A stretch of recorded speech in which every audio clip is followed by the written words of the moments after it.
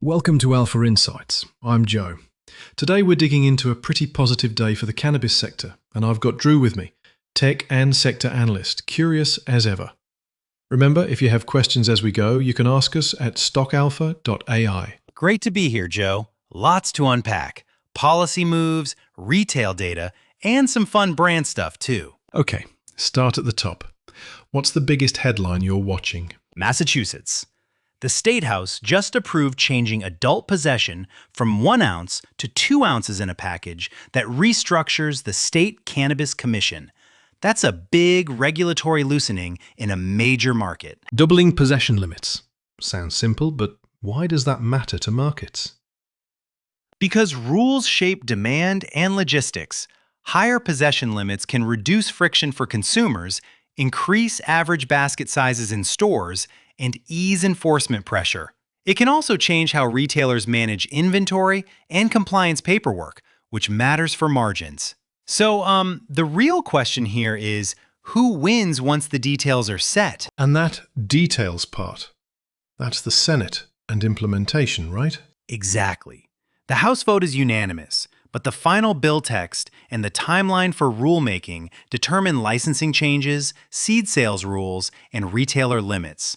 Those specifics decide whether established licensees, newcomers, or craft growers benefit most. Interesting. Analysts will be watching the Senate vote this week, and then the state rulemaking process, which usually takes weeks to months. Shifting north for a second, Canada posted what looked like real retail growth. Give us the takeaway there. Sure. Canada saw about 5.5 billion Canadian dollars in legal recreational sales for the fiscal year that ended last March, up about 6% from the prior year. That's meaningful because it's a broad national data point that suggests consumers are increasingly buying legal product instead of illicit or alcohol. So is Canada a playbook for the US? It's a benchmark, not a copy-paste. Market structure and state-by-state rules in the US vary a lot.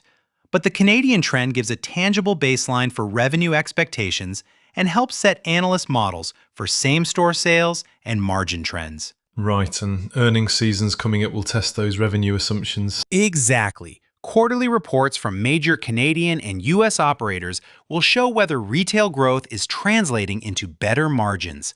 Watch commentary on wholesale pricing, supply chain costs, and retail traffic. And on the cultural side, Snoop Dogg's Death Row Seeds launched 5 strains for home growers in the US, and Raw started a national rolling contest with a $2,000 top prize. It's quirky, but that kind of brand activity keeps engagement high and can drive direct-to-consumer sales. I mean, when you look at the data, culture actually moves retail sometimes. Totally. Marketing, celebrity partnerships, and events help normalize product and attract different consumer segments, not just the core buyers. One other policy thread I noticed, psychedelics and state-level moves. Yes, Virginia passed bills that would legalize clinician-administered psilocybin if the FDA approves a therapeutic formulation, and North Carolina's governor has publicly endorsed planning around adult use legalization. That widens the policy runway beyond cannabis and could create adjacent markets if federal approvals happen. So, a lot of moving parts. For listeners who want the practical checklist, what should they watch first? Shortlist. 1. The Massachusetts Senate vote and final bill language. Licensing rules matter. 2. Upcoming quarterly results from major operators in Canada and the US. That 5.5 billion Canadian dollar figure sets expectations. 3. FDA action on psychedelics and state implementation plans. 4. Brand rollouts and consumer engagement metrics, because those drive long-term traffic. And 5. Movement in sector proxies. Keep an eye on the U.S. Cannabis ETF and major operators like Trulieve, Green Thumb Industries, Curaleaf, and Tilray for market sentiment. Quick reactions? Honestly, I was a bit surprised by how coordinated the wins looked today. Policy, retail data, and culture all nudging the same way. Yeah, that's a good point. That said, watch for volatility. Legislative votes and earnings can swing sentiment quickly. Good.